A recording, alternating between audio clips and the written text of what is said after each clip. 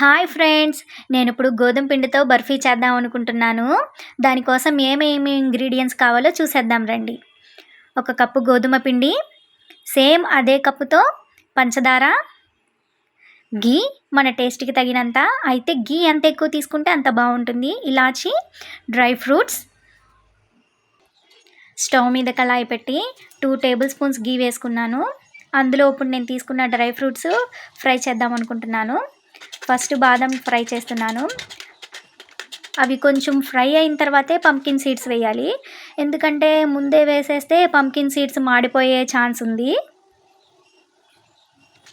అవి మంచిగా gold shade వచ్చే వరకు ఫ్రై చేసుకోవాలి ఫ్రెండ్స్. అయితే నా దగ్గర కాజు అవైలబుల్గా లేదు, సో అందుకే వేసుకోలేదు. బాదం, పంకిన్ సీడ్స్ ఫ్రై చేసుకుంటున్నాను. కాజు కూడా వేసుకుంటే బాగుంటుంది. ఇప్పుడు అవి ఫ్రై అయినాయి ఫ్రెండ్స్. ఫ్రై అయిన తర్వాత ఒక బౌల్లోకి తీసుకుని పక్కన పెట్టేసుకున్నాను. నెక్స్ట్ సేమ్ అదే కళాయిలో ఘీ వేసుకున్నాను. ఆ ఘీ వేడెక్కిన తర్వాత అందులో మనం తీసుకున్న గోధుమ పిండి అందులో వేసేసి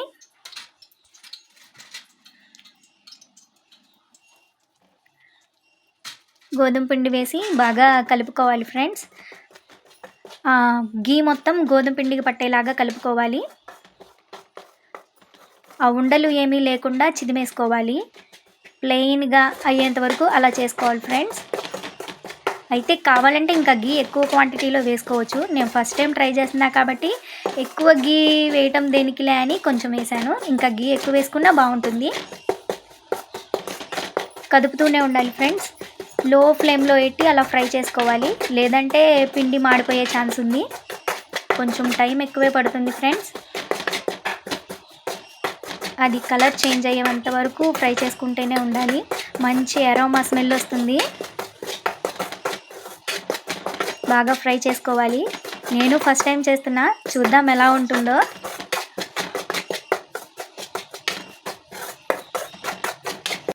నేను నైట్ టైం చేస్తున్నాను. ఫ్లాష్ లైట్లో అది కలర్ చేంజ్ అయ్యేది సరిగ్గా కనిపించట్లేదు. కలర్ చేంజ్ అయింది. ఇప్పుడు దాన్ని స్టవ్ ఆఫ్ చేసుకుని పక్కకి తీసుకుని పక్కన పెట్టేసుకుందాము. అది కలరు చూపిస్తానికి ట్రై చేస్తున్నాను నేను మీకు, కానీ అది సరిగ్గా తెలియడం లేదు. కలర్ అయితే చేంజ్ అయింది. స్టవ్ వెలిగించుకుని అందులో ఒక కళాయి పెట్టి అందులో ఒక బౌల్తో వాటర్ తీసుకున్నాను. సేమ్ మనం షుగర్ ఎంత తీసుకున్నామో అదే క్వాంటిటీలో వాటర్ వేసాను. అందులో ఇప్పుడు షుగర్ వేస్తున్నాను. వేసి ఒకసారి గరిటెతో కదుపుకోవాలి. కదుపుకుని మూత పెట్టేసేస్తే అది కలిపిలాడుతుంది. మధ్య మధ్యలో తీసి చూసుకుంటూ ఉండాలి. అందులో ఇలాచీ వేస్తున్నాను. అది తీగపాకం వచ్చేంత వరకు చూడాలి ఫ్రెండ్స్. అందులో ఘీ కూడా వేస్తున్నాను, కొంచెం బాగుంటుందని టేస్ట్ కోసం.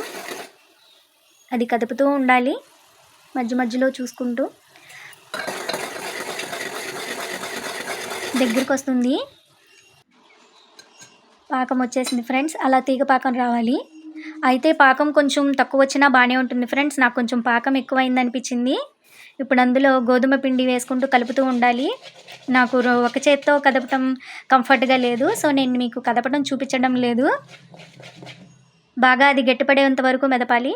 ఫైనల్ లుక్ అయితే ఇలా వచ్చింది. టేస్ట్ అయితే సునీల్ గారు చెప్పాలి చూసి ఎలా ఉందనేది.